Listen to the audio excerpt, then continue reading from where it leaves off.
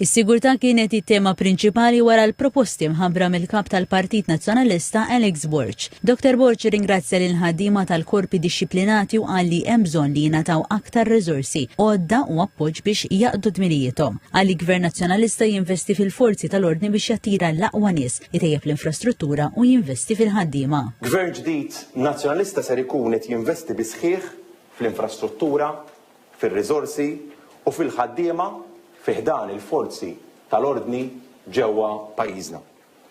Għaldaqstant bħala Gvern Nazzjonalista ser inkunu qed ninvestu fil-forzi tal-ordni sabiex nattiraw l-ewwel qabel kollox l-aqwa talent fil-forzi. Intejbu l-infrastruttura u ntejbu is-servizzi li qed jiġu offruti lil-Maltin u l-Lawċin. Dr. Borgi propona wkoll titjib fil-pagi u l-kondizzjonijiet tal-korpi dixxiplinati. Dan inkludi wkoll aġġustament annwali għall-għoli tal-ħajja fil-pensjoni tas-servizz waqt li pensjoni tkun marbuta ma' żewġ terzi tal-paga twali tar-renk li jkun irtira bih. Ser nofru wkoll il-paga pensjoni. Allura dawk il-membri fil-korpi li jażlu li jibqgħu iservu u jestendu l-perjodu ta' 25 sena servizz, dawk il-membri ikunu eligibbli għal pensjoni full u jibqgħu jaqalgħu l-paga dment li jkomplu għaddejjin bis-servizz.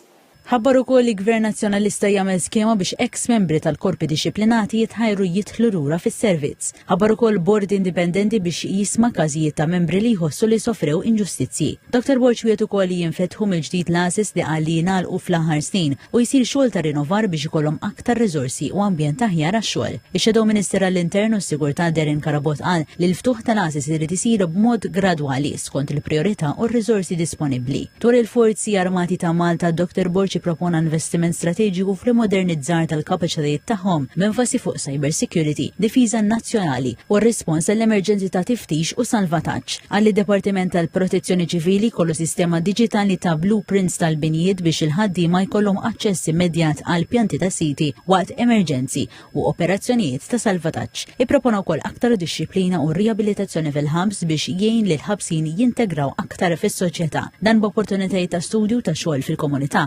Propona wkoll aktar investiment fil-ġdida kontra traffikar ta' droga, teknoloġija avvanzata fil-portijiet u programmi ta' prevenzjoni u riabilitazzjoni.